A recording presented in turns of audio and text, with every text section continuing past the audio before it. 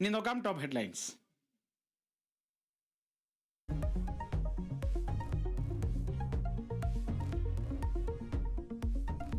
ചരിത്രകാരൻ MGS നാരായണൻ അന്തരിച്ചു. അന്ത്യം കോഴിക്കോട് മലാപ്പറമ്പിലെ വസതിയിൽ. വിടവാങ്ങിയത് കേരളത്തിലെ ചരിത്രശാഖയ്ക്ക് ദിശാബോധം പകർന്നയാൾ. സംസ്കാരം വൈകിട്ട് മാവൂർ റോഡിലെ ശ്മശാനത്തിൽ.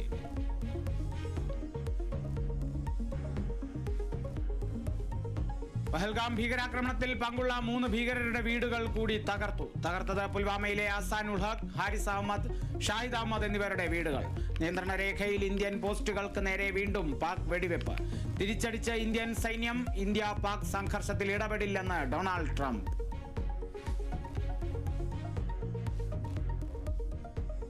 ഇന്ത്യക്കെതിരെ അണവായുധ ഭീഷണിയുമായി പാകിസ്ഥാൻ അണവ രാഷ്ട്രമാണെന്ന് ആരും മറക്കരുതെന്ന് പ്രതിരോധ മന്ത്രി ഖ്വാജ മുഹമ്മദ് ആസിഫ്. പാകിസ്ഥാന് വെള്ളം നൽകിയില്ലെങ്കിൽ യുദ്ധത്തിനിറങ്ങുമെന്ന് പ്രതിരോധ മന്ത്രി. വെള്ളം ലഭിച്ചില്ലെങ്കിൽ ഇന്ത്യക്കാരുടെ രക്തമൊഴുക്കുമെന്ന് ഭീഷണിയുമായി ബിലാവൽ ഭൂട്ടോ. सिंधु पे हमला हुआ है. भारत को कहना चाहूंगा कि सिंधु हमारा है और सिंधु हमारा रहेगा. इस दरिया से हमारा पानी बहेगा या उनका खून बहेगा.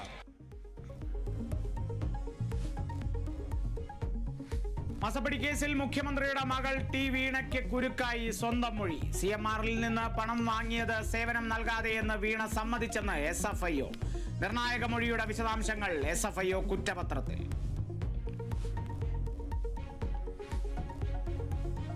ഫ്രാൻസിസ് മാർപ്പാപ്പയ്ക്ക് വിട ചൊല്ലാൻ ഒരുങ്ങി ലോകം. സംസ്കാരം ഇന്ത്യൻ സമയം ഉച്ചയ്ക്ക് 1:30 സെന്റ് മേരി മേജർ ബസിലിക്കയിൽ. രാഷ്ട്രപതി ദ്രൗപദി മുർമു, ഡൊണാൾഡ് ട്രംപ് തുടങ്ങിയവർ പങ്കെടുക്കും. പാകിസ്ഥാനിലെ ബലൂചിസ്ഥാനിൽ സ്ഫോടനത്തിൽ 10 പാക് സൈനികർ കൊല്ലപ്പെട്ടു. ആക്രമണം ക്വറ്റയിൽ സൈനികർ സഞ്ചരിച്ച വാഹനത്തിന് നേരെ. ഉത്തരവാദിത്തം ഏറ്റെടുത്ത് ബലൂച്ച് ലിബറേഷൻ ആർമി.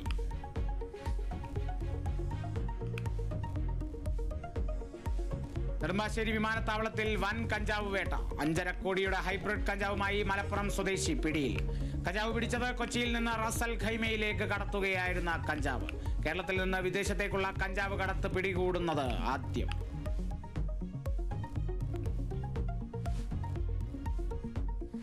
BJP നേതാവ് ശോഭാ സുരേന്ദ്രന്റെ വീടിന് മുന്നിൽ സ്ഫോടക വസ്തു എറിഞ്ഞു. ആക്രമണം തൃശൂർ അയ്യന്തോളിലെ വീടിന് സമീപം. സ്ഫോടക വസ്തു ഉഗ്ര ശബ്ദത്തോടെ പൊട്ടിത്തെറിച്ചു. എറിഞ്ഞത് തന്റെ വീടാണെന്ന് കരുതിയാകാമെന്ന് ശോഭാ സുരേന്ദ്രൻ. പ്രത്യേക സംഘം അന്വേഷിക്കുമെന്ന് city police commissioner R. Ilango.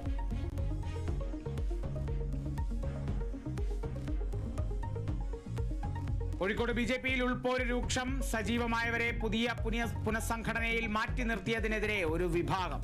സംസ്ഥാന നേതൃത്വത്തിന് പരാതി നൽകാൻ നീക്കം. നിലമ്പൂരിൽ ആനയെ നിരീക്ഷിക്കുന്നതിനിടെ വനപാലകന് നേരെ പാഞ്ഞെടുത്ത് കാട്ടാന. കാഞ്ഞിരപ്പുഴ സ്റ്റേഷനിലെ വാച്ചർ തോമസിന് പരിക്ക്.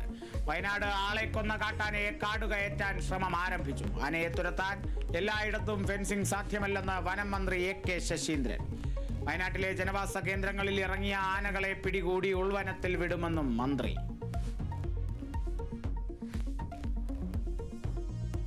IPL-ൽ ഇന്ന് പഞ്ചാബ് കൊൽക്കത്ത പോരാട്ടം. ഇരു ടീമുകൾക്കും ജയം അനിവാര്യം. മത്സരം രാത്രി 7:30 കൊൽക്കത്ത ഈഡൻ ഗാർഡൻസിൽ.